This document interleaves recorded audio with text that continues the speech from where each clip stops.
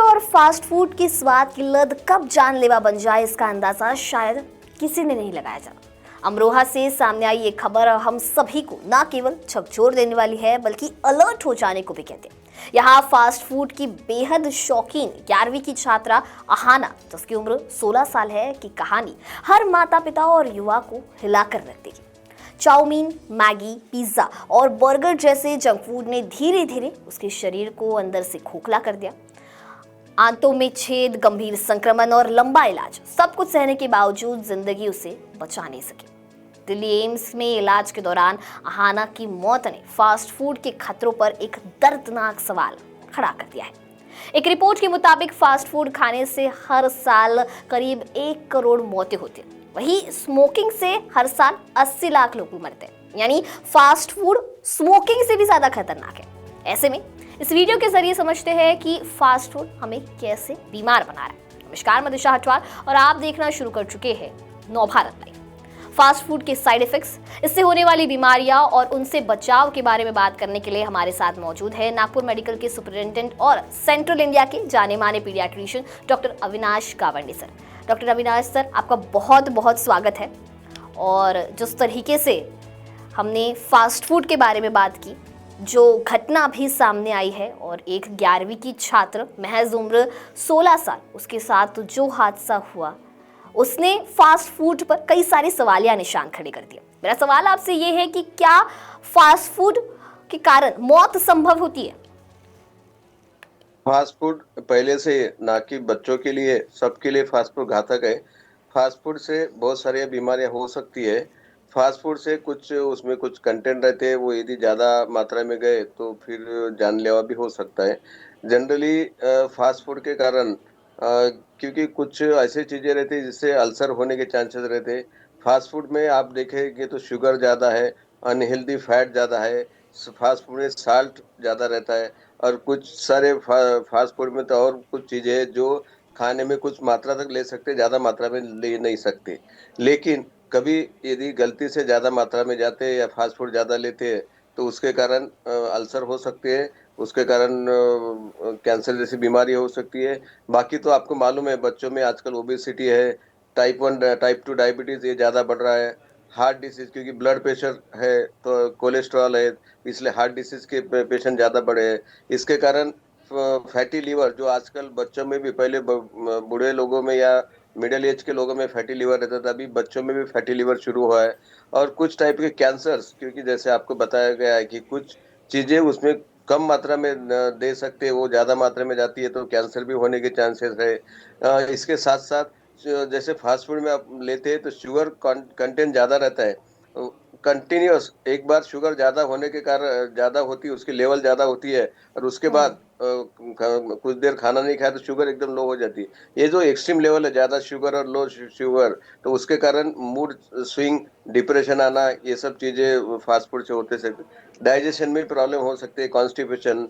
और इसके साथ आजकल बच्चों में भी मेटाबॉलिक सिंड्रोम है जो एक रिस्क फैक्टर है आगे चल के, जो बाकी के डिसीज है, हार्ट डिसीज है, टाइप 1 टाइप 2 डायबिटीज है, बीपी है, कोलेस्ट्रॉल है, ये सब बीमारी होने के चांसेस जो बड़े लोगों में या मिडिल एज में रहते थे अभी बच्चों में भी हो रहे हैं। और कहीं ना कहीं हम लोग देख रहे हैं कि बच्चों में भी शुगर पाया जाता है, कहीं ना ये भी फास्ट फूड की वजह से ही है। Yes yes. जिस तरीके से आपने बताया कि बच्चों में फास्ट फूड का खतरा ज़्यादा है, हम लोग देख रहे हैं कि आजकल जो बच्चे हैं, मतलब मुझे लगता है 3 से 4 साल की उम्र से ही मैगी और ये सारी चीज़ें शुरू हो जाती है। तो बच्चों और टीनेजर्स में जंक फूड सबसे पहले कौन से बॉडी पार्ट पर सबसे ज़्यादा असर करता है और कौन से बॉडी पार्ट को सबसे ज़्यादा नुकसान पहुंचाता है? हाँ, ये तो मैं बताऊंगा, लेकिन उसके पहले असर क्यों करता है ये पहले बताना चाहता हूँ दर्शकों से। क्योंकि जैसे बॉडी में कुछ इन्फेक्शन होता है या कुछ जंतु बॉडी में जाते हैं तो बॉडी उसके अगेंस्ट एंटीबॉडीज एक सैनिक तैयार करती है। और सैनिक तैयार करती है तो बॉडी के लिए कुछ तो भी चाहिए, जो हम्म। चीजें जो बॉडी में सैनिक तैयार कर सके। तो ये फास्ट फूड से, क्योंकि फास्ट फूड से उसके खाना नहीं होता है, खाने की मात्रा कम होती है। तो फास्ट खाने में जो बाकी इसेंशियल जो चीजें हैं, विटामिन है, मिनरल्स है, फाइबर है, जो अपना प्रतिकार शक्ति जो सैनिक बनाने का काम करती है, वो चीजें कम होती है। और जो नहीं जाना चाहिए वो चीज़ें फास्ट फूड से ज़्यादा जाती है, इसलिए संतुलन बिगड़ने से ही बीमारी होती है। आपने जो बताया कि पहले फास्ट फूड से कहाँ पे ज़्यादा असर हो सकता है, हम्म। फास्ट फूड में शुगर और अनहेल्दी फैट और साल्ट ये रहने के कारण सबसे पहले फैट जमा होना, तो लीवर, इंटेस्टाइन, उसके साथ पर ब्लड वेसल्स, क्योंकि यदि कोलेस्ट्रॉल ज़्यादा होता है तो ब्लड वेसल रिलेटेड, फिर ब्लड प्रेशर बढ़ना, फिर हार्ट। पहले लीवर, इंटेस्टाइन, ब्लड वेसल्स और हार्ट, ये चीज़ें हर कोई भी एज में, बच्चों से लेके बुढ़ापे में ये चीज़ें, ये अवयव ज़्यादा हानि हानि पहुंचा सकते हैं।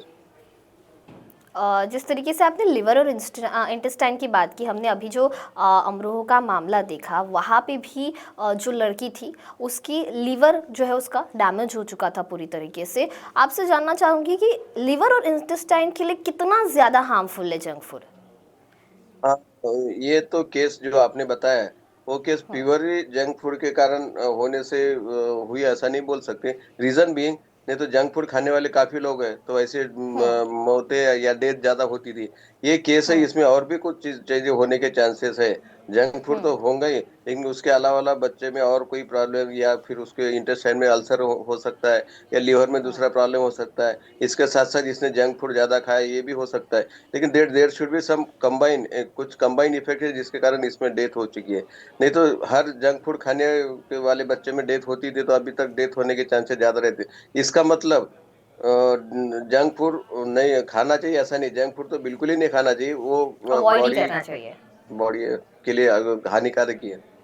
हम्म। मैं आपसे ये जानना चाहती हूँ कि जिस तरीके से आजकल कहीं ना कहीं बच्चे, स्पेशली बच्चे टीनेजर्स जो है वो जंक फूड की ओर उनका झुकाव ज़्यादा है, लेकिन बच्चों के लिए और टीनेजर्स के लिए डाइट में कौन सी चीज़ें शामिल करनी चाहिए और जंक फूड को कितना अवॉइड करना चाहिए?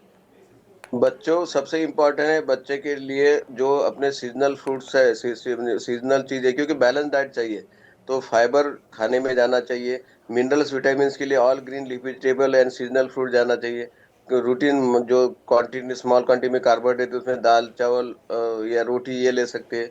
और मैं तो बोलूंगा, जैसे रेनबो है, रेनबो में 7 कलर्स है, तो 7 कलर के सब्जियां, 7 कलर के फ्रूट्स ये खाने में रहना चाहिए, क्योंकि इससे balance minerals, vitamin, fibre, calcium, protein, ये सब उसको रेगुलरली मिलना चाहिए, ताकि उसको उसकी हेल्थ प्रमोट हो सके। जंक फूड में ये चीजें बिल्कुल ही नहीं मिलती है, और वो निगेटिव बैलेंस में चले जाता है, और रादर उससे फिर शुगर, अनहेल्दी फैट और ये साल ज्यादा मिलती है। इसलिए जंक फूड के अलावा जो अभी आपसे बताया वो फूड में ज्यादा रहना चाहिए।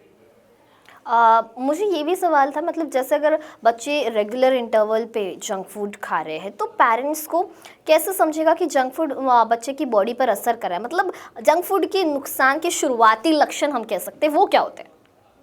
पहले तो जंक फूड बच्चे ज्यादा खा रहे, तो इसका पहला लक्षण है कि बच्चे घर में खाना खाने की इच्छा नहीं रहती। जैसे बच्चे घर में सबके साथ खाना खाने बैठे हैं, तो रूटीन जो घर में खाना बनता है वो खाना ये या तो कम खाएंगे, या खाना खाने की इच्छा नहीं रहेंगी। तो इसका मतलब हम्म। बच्चे जंक फूड की तरफ ज्यादा अट्रैक्ट हो रहे हैं, और घर का खाना कम खा रहे हैं।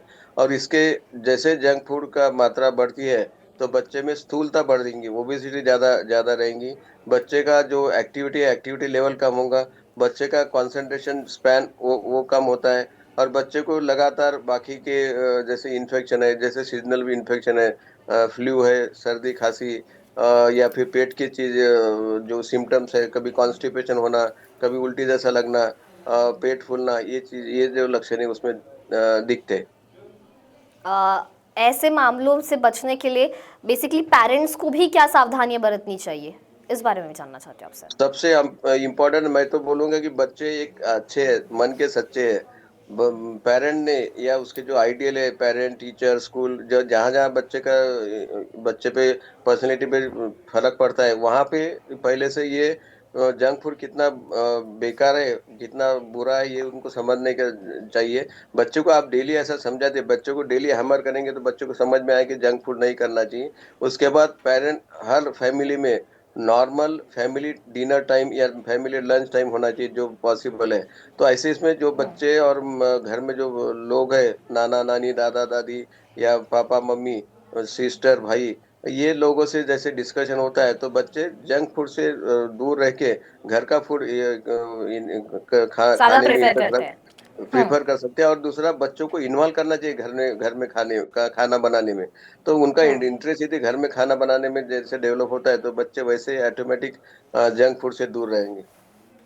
अच्छा, जाते-जाते एक टेक अवे मैसेज मैं आपसे पूछना चाहूँगी, क्योंकि जिस तरीके से जंक फूड को लेकर कई सारी चीज़ें हमेशा से बोली जाती है कि फ़ास्ट फूड अवॉइड करना चाहिए। बच्चे और टीनेजर्स, यहाँ तक कि युवा भी और बड़े लोग भी कई सारी बार ना जंक फूड काफ़ी ज़्यादा खा लें। तो एक टेक अवे मैसेज आपकी तरफ से क्या रहेगा? क्या सावधानियाँ बरतनी चाहिए और क्या कुछ मैसेज आप सभी को देंगे? मेरे तरफ से टेक अवे मैसेज, एक मेरा आर्टिकल उसपे PIN, pin to mobile. P mean parenting. Parenting एक अच्छा चाहिए। पेरेंटिंग पहले जैसा बच्चा छोटा रहता है तब से पेरेंटिंग में ये सब चीज़ें आना चाहिए। पेरेंटिंग में बच्चों को समझना, बच्चों को सपोर्ट करना, ये सब समझना चाहिए। पेरेंटिंग में आता है एक्सरसाइज बच्चों को सिखाना, क्योंकि एक्सरसाइज से बच्चे तंदुरुस्त रहते हैं, बच्चे एक्टिव रहते हैं, उनका कंसंट्रेशन अच्छा रहता है, जो पॉजिटिव वाइब उसमें रह सकता है, उनका जो अपन समझाते हैं वो समझने की आकलन शक्ति ज़्यादा रहती है, तो वो एक्सरसाइज इंपॉर्टेंट है।